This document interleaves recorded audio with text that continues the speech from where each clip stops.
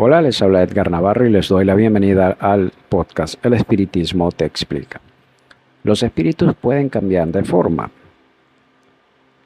Es una pregunta que de hace mucho tiempo y que muchas personas se han hecho a través de las épocas sobre lo que es la forma real o las formas en las que se presentan los seres espirituales.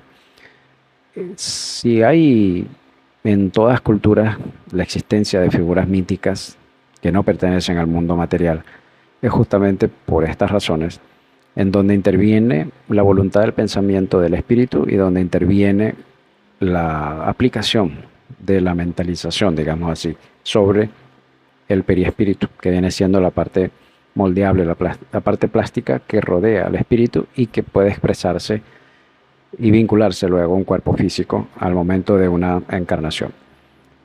El periespíritu viene a ser eso, una amalgama entre el cuerpo físico y el espíritu, pero también por sí mismo es el molde del cuerpo y posee la forma que nuestra mente haya registrado o haya conseguido a través de la evolución.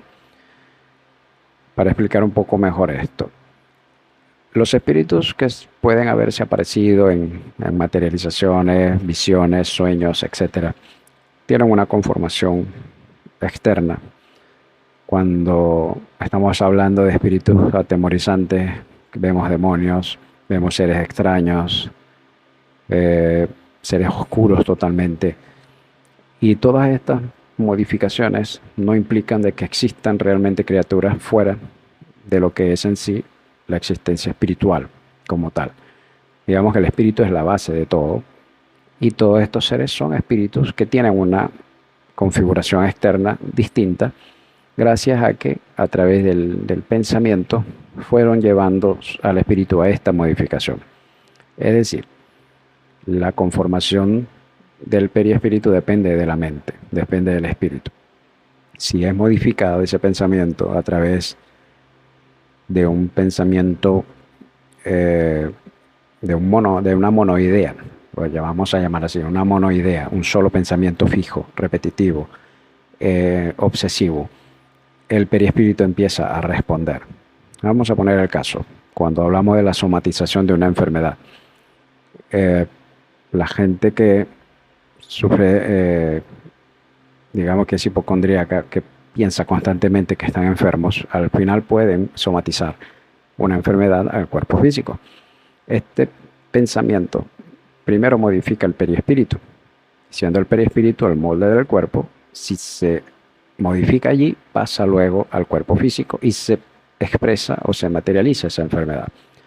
Lo mismo pasa con la figura, con la forma.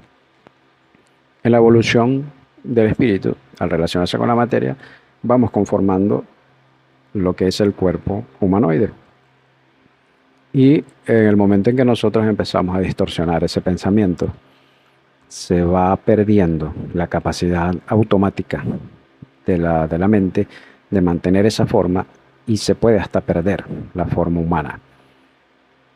Ya estamos hablando de información un poco más profunda, pero en el término del espiritismo existen lo que denominamos ovoides, es decir, son espíritus que perdieron completamente la forma y parecen sencillamente una esfera, unos pequeños huevos en donde no hay una conformación externa definida.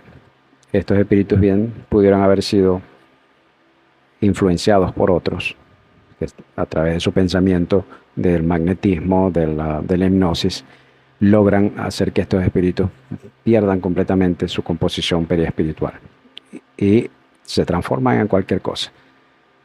Digamos que una persona cree firmemente que es un demonio, que tiene cuernos, que tiene cola, que tiene todo. Tal como en la vida material, buscamos al médico, digamos, al cirujano plástico para que nos haga modificaciones externas, porque nuestra idea es vernos de cierta forma. Ahora imagínense en la vida espiritual que pueden hacerlo solo a través del pensamiento, con un pensamiento constante, repetitivo, de voluntad propia, de cambiar. Nuestro periespíritu responde a esa orden mental y se va modificando.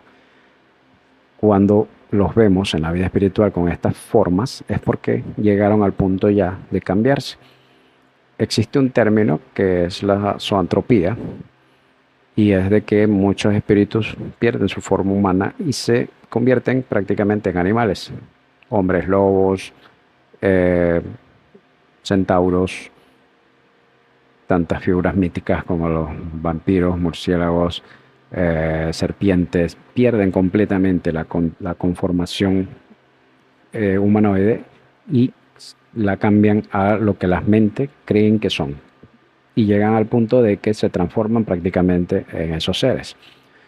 Otro tipo de modificaciones externas son a personas que se profundizan en ciertos vicios, sobre todo los vicios sexuales, y se imaginan con sus genitales, con sus miembros extremadamente desarrollados, y en la vida espiritual lo consiguen porque justamente el periespíritu puede responder a este tipo de influencia mental, a ese enfoque, y logran obtener lo que en la vida física pensaron pero no lo obtuvieron, y en la vida espiritual lo llegan a conseguir.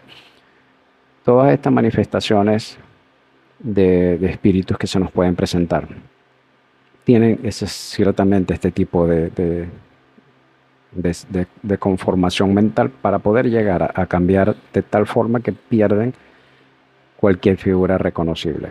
¿Es retornable? Sí.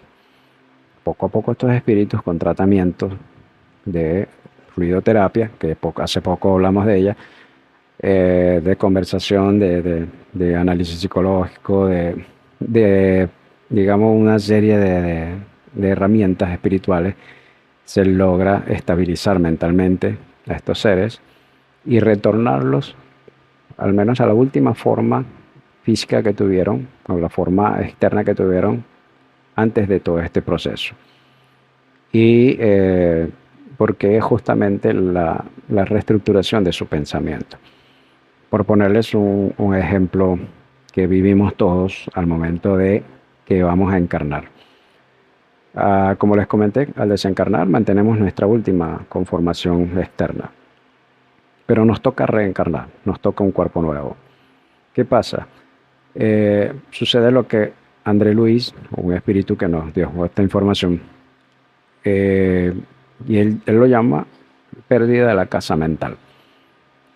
Esto lo podemos ver en los libros de André Luis, escritos o transcritos por Francisco Cándido Xavier, que desde los libros de Nuestro Hogar en adelante son, digamos, una serie de libros en donde se nos habla mucho de la vida espiritual. André Luis habla allí de la pérdida de la casa mental. ¿Qué implica esto? Que para nosotros poder obtener una nueva forma física, reseteamos la forma que tenemos. Y eso lo vamos haciendo con procesos propios, pero ya conscientes de lo que estamos haciendo. Y nos preparamos para la nueva forma que nosotros mismos hemos ayudado a conformar para la nueva encarnación.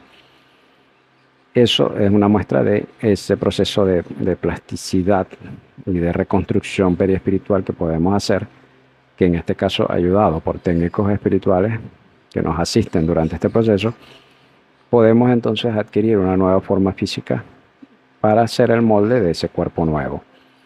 En estos casos es un proceso que lleva digamos,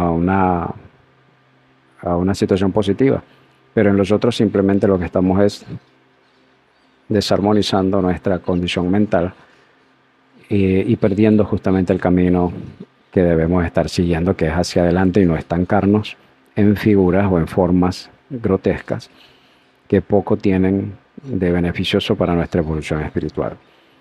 Ahora hablamos del caso de los ángeles.